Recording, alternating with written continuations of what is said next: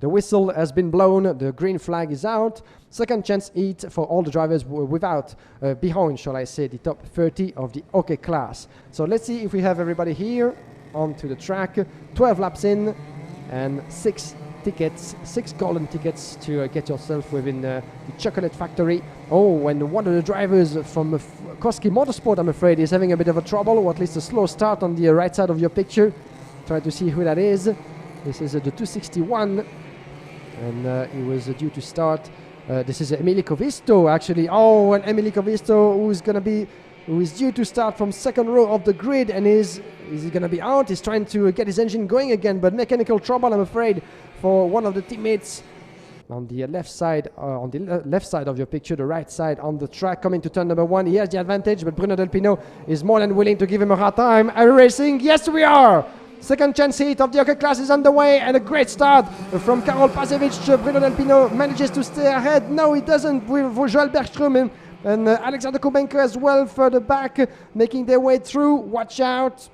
It's going to be very tight indeed into turn number 5, climbing through the first sector. No one's off, everybody's safe. Here we go, racing for 12 laps. It was an hectic start indeed, but Karol Pasevich didn't let himself be impressed. He's leading the way, the World Racing driver, as you can see, down to turn number 10. Here we go for the return straight, and this is a strong, very strong start from one of the Forza Racing drivers just behind the 267 on your screen. This is a 323, Joel Bergström indeed, who took the toe of Karol Pasevich into turn number 1 and who climbed ahead of Bruno Del Pino down in third. The 305 on your picture, this is Matteo De Parlo in a good battle with Sandro Olzem from Dutchland. Good start from Sandro Olzem with the Argenti colors on his chassis. CV Performance Group, of course. Here we go, 1 lap completed. Under the commandment of Karol Pasevich for 0.2 of a second in front of Joel Bergström. Alexander Kubenko is down in third. Bruno Del Pino lost another place to 4th, and watch out for the battle behind, and Bruno Del Pino dives through and takes 3rd position back. Bruno Del Pino, the Spaniard, up to 3rd. He wants to shine all the way through on home soil, of course. Bruno Del Pino, after a weekend that didn't go up to his expectations, and now is the time, now or never, shall I say, for Bruno Del Pino. Is in 3rd, just in front Alexander Kubenko. Then we have Sandro Olzem, who just got ahead Rafael Mondonese. Mondonese dropping a place behind was Marc Kastelic. No, the 305, my apologies. This is Matteo De Parlo. Oh, and the 241 from VDK Racing is out of this race, or at least trying to get going again. What happened over there for Hugo Besson, the young Frenchman from VDK, and he gets going again and will stay in this race as he is just passing by on the return straight on the left on my speaking box. Lap 2 completed, the battle is on. The 305 on your picture, Matteo De Parlo, the young Italian from Czech Republic, chasing Giuliano Olzem from CVC Performance Group into turn number 5. Let's see if De Parlo can go through. Oh, there was a bit of a gap and he dived for it. It was really in a small notch, and one of the VDKs further back is trying as well to make it through. Romain Andriolo, the Frenchman, trying to get ahead of Marc Kastelic in front of him. I told you that this turn number 5 is one of the biggest spots, one of the most preferred spots for overtaking for the drivers. A really nice flowing hairpin, followed by 2 right-hander, where you can actually line up your kart quite easily to manage an overtake over there. Watch out, because at the moment, I think that Matteo De Parlo is going to go defensive. Further back, the 247 of just behind him, of Rafael Mondonese, trying to put the pressure, the Praga driver, in the last sector of the track. Turn 15 and 16, the last chicane. Very important to keep a good momentum over there if you want to avoid to be overtaken and to be eaten alive coming to turn number 1. We haven't seen a lot of overtaking in that particular part of the track, coming to 2 and 3. Then a kick on the throttle into the left, and then the big braking point here in turn number 5. This is where actually a difference can be made, as well as in this second section, all the way up to turn number 9, turn number 8, sorry, before the downhill, going downhill all the way to the second hairpin, where it's also quite impossible. As you can see, it's very narrow to try to attack your opponent, but in this particular section, for any of those 4 drivers on your picture, this is possible actually to launch an attack. Oh, the 222 from Monlo Competition, I think it is having trouble as well. This is Laurence Le Certois from LLK. Laurence Le Certois driving as well with Monlo this weekend, and as I was saying earlier, the young Belgian It's good to see him back behind the wheel after his scary incident of yesterday, but now he seems to be having a bit of a mechanical trouble, trying to see where he is, and he's out of this race. Out of this race, Lorenzo Certua. That's quite unfortunate, but let's see what happens back there with still the battle. This is Romain Andriolo from VDK going through the 255, or Giuliano Olsen, the Dutchman, who's having to back down. And watch out, because Pedro Hilbrand, who's having a fantastic race as well. Hilbrand climbing 14 places from the back end of the grid, the former OK World Champion. We didn't expect him actually to see him so far at the back of the grid. Him neither, I'm sure, but certainly a weekend that didn't go up to his expectations. But now he's by the look of it, found a bit of pace back, and now is in the top 9 indeed, 9th position for Pedro Hilbrand. In the meantime, the 273, this is Hilbrand on your picture, driving for Leclerc by Lennox Racing. The proud Spanish driver, of course, waiting to shine as much on possible on home soil as much as his fellow countrymen, but now is being pressured just behind by the 315 from Forza Racing. This is Mark Kastelic. Julian Olsen dropping all the way to 11. In the lead, half of a second between Karol Pasievic and Bruno Del Pino. The 305, this is further up. Matteo De Parlo and Romain Andriolo are in a good battle. The VDK driver is having none of it, shutting all the door, but Matteo De Parlo from the inside, can he actually go all the way? No, the door is shut into number 8 and all the way down. He's going to have to go again for the move, the Car Republic driver, and he's going to have to do so. Oh, Pedro Hilbrand going through in turn number 10. That's something we haven't seen quite much this weekend so far, but Hilbrand went for the move, but now he's going to lose 2 positions in the process, I'm afraid, Hilbrand, because Kastelic, Olsen, and even Jaime Sanchez Torrijos might actually get ahead of the Spaniard. Oh, that was very close indeed. Watch out for Kastelic, still behind Pedro Hilbrand, as we have as well in the process behind Mark Kastelic. This is Jaime Ioritos, the 276. Oh my god, look at them side by side into and this is one of the energy drivers being pushed out of the way. This is the 251 of Rasmus Uchimis. Rasmus Uchimis, who didn't expect actually to find himself outside of the track, was pushed a little bit on the external line into turn number 5. We're here with the 302 shall I say. This is the battle for 11th place, Maximilian Obst. And beautifully made running inside the 2 Car Republic drivers. First the 226. This is Jaime Santorios and Lenny Reed getting ahead of Rasmus Uchimis in the process. Here we're back at the back end of the grid. This is Hugo Besson quite briefly. And now this is the 267. It was Romain Andriolo, my apologies. We're back with the leaders, the 305, the 308. Alexander Kubenko is having 0.8 of a second of disadvantage to Joel Bergström. Now your top 3, Karol Pasievic and Bruno Del Pino, split by half of a second. Here we are back with the leaders, the World Racing driver, as we got past the halfway mark of this race. Lap number 8 out of 12.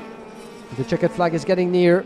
Karol Pasievic is in control mode at the moment. He doesn't need to do anything stupid, needs to keep it steady, and hopefully as much as he can keep those 4 little tenths of a second between himself and Del Pino. Same chassis, different teams, World Racing against Tony KART, and then we have in third Joel Bergström. He's gonna go for the move, certainly. Joel Bergström is not completely satisfied, I'm sure, because behind him he has Kubenko, Solzem and Rafael Mondanese. Watch out for the attack from any of those two. 267, Sandro Holzen, very close indeed. 6th place for Rafael Mondanese, just behind. The top 6 at the moment, it's Stick. Behind Andriolo is having 0.8 of a second of a disadvantage. So a bit far back, Romain Andriolo. You can see him, the VDK driver, on the right side of your picture. Now we're back in the battle. Kubenko, Olsen, this is for 4th. But those drivers know, of course. And watch out for the move from Forza Racing driver. Joel Bergström going around the inside in turn number 1. Oh, what a move that was from Joel Bergström. And the 246 all this is, oh my god, Bruno Del Pino. I was wondering, actually, I saw him wave in the process of the overtaking, and Bruno Del Pino is out of this race. What just happened over there? That was a ballsy move, so to speak, from Joel Bergström, who just went for the attack on the inside of turn number 1. And I think that Bruno Del Pino was a little bit perturbed in the process. Didn't have the space to go through turn number 1, and as a result is out of this race. Was there a contact, or was he pushed out of the way and then into the gravel? Doesn't seem to be the case, because his chassis is still on the tarmac, so quite a strange incident over there for Bruno Del Pino. who's nowhere to be seen in the classification, is all the way down. What a disaster that is for Bruno Del Pino, as in the lead. Karol Pasevich is still 0.6 of a second now on Joel Bergström. These are the two leaders, and this is actually a golden opportunity for Romain Andriolo. Andriolo, the Frenchman, is now within the top 6. Wow, that's kind of unexpected, and I'd like to hear more about Bruno Del Pino to exactly know what happened over there, but certainly not happy about this, definitely not. And the 280 from Charles Leclerc by Lennox Racing. This is Nathan Schaap. Quite unfortunately for Nathan Schaap, this is his first weekend under his new colors of Leclerc by Lennox Racing, and this will be retirement and the end of his first adventure with his new team, unfortunately. And for the back, Romain Andriolo is going ahead. Beautifully made from Romain Andriolo, getting past Rafael Mondonese for 5th place. Those two need to stay together. The checkered flag is near, and the qualifying as well. The qualification for the top 36 and the pre-final and the final in the process. So these drivers are currently safe. Pasevich, 0.4 of a second from Bergström. Here they come. Alexander Kubenko under the threat right now of Sander Holzem. This is the penultimate lap of this race. And Kubenko, the 308 from Tony KART, being chased by the 267. It's going to be very tight, but I don't expect any sudden move coming our way into the last 2 laps. Sander Holzem competing from the German team of CV Performance. Kubenko, Sander Holzem, Andriolo, Mondonese, the 4 drivers within the top 6 qualified when it comes to the pre-final. Pedro Hilbrand just behind, 0.8 of a second. Can Pedro in the last lap and a couple of meters that he has try to catch up with the rest, with those 4 drivers on your picture? I think that's quite unlikely. I don't see any of the 3 reducing their speed or backing off on the way to the finish. In the meantime, the leaders are very close to each other. Pasevich, Bergström driving in formation mode all the way to what will be the checkered flag of the second chance heat, the final lap for the OK class. And then after this one, we'll have the full grid for the pre-final of the OK senior category, starting at 2:30. As a reminder, we were going to have today the first junior final at 2 o'clock, then the podium ceremony for the juniors, followed immediately by the senior final, then the podium for the last drivers of the day and the season of champions of the future. Now, Romain Andriolo watching over his shoulder, Rafael Mondonese under a bit of a pressure from Pedro Hilbrand. You can see him, the 273 from Leclerc. He knows that he might have a chance, but he's going to have to go really diving through into turn number 14. That could be a very late move, but a bit of a desperate attempt from Pedro Hilbrand.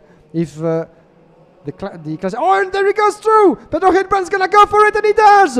Pedro Hilbrand takes a 6th place in the last corner of the race.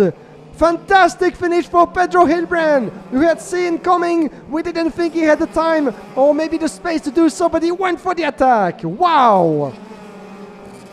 Pedro Hilbrand is going through for the pre-final. Wow, that's a conclusion. 18 places gained for Pedro Hilbrand, who just managed the last golden ticket available in the last corner of the race. Wow, that's the conclusion, and this has been 2 fantastic races to get us started, to get us warmed up for the pre-final and final to come. Karol Pasevich, the Polish driver, wins for just a tiny 10th of a second from Joel Bergström. 2nd place for Alexander Kubenko. Then we have Sandro Holzem in 4th, Romain Andriolo in 5th place, followed by Pedro Hilbrand, Rafael Mondonese, Matteo De Palo, Lenny Reed, Jaime Sanz Torrijos in 10th place. Lenny Reed managed 17 places recovered through 9. It wasn't enough, unfortunately, but good effort still. 11th place for Maximilian Obst. Mark Kastelic follows in 12. Then we have Rasmus Uchimis, Gustav Wisniewicz, August Terbo, Nico Kuman, Kuba Ratski, Nicolas Pertilati, Flavio Olivieri, Jose Gomez Gutierrez, 20. Then we have Ella Stevens, Carmen Krav, Andrea Viblinatite, Amur Shabdar, Maximilian Angelar, JC Lacey, Jokubas Bagnovicius, Hugo Besson, and a long list of retired drivers. We didn't have Kevin Quevedo with us, but Emily Covisto was very much on the track but had to retire, as well as Laurence Lecertois, Matthias Jacobsen, Arthur Ronjon, Giuliano Holzem, Nathan Schaap, and Bruno Del Pino, unfortunately.